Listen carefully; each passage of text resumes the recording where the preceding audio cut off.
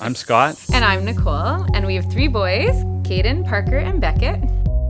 So we moved into the house middle of January, so it's been just about 3 months. And we've been slowly chipping away at making it our own. It felt a little outdated and just a bit not our style.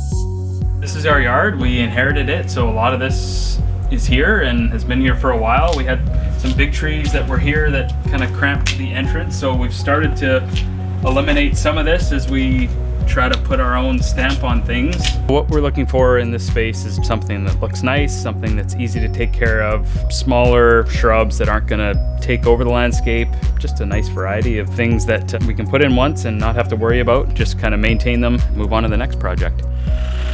For me, I think I would say the same. I'm looking for something a little more fresh, modern, contemporary, just something that's low maintenance. I would love to spend my time with my family rather than in the dirt all the time.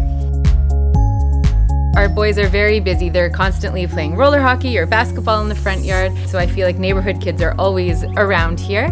And I would love our home to be inviting. I want our house to kind of be the hub of the neighborhood. And I want it to feel warm and inviting for everyone.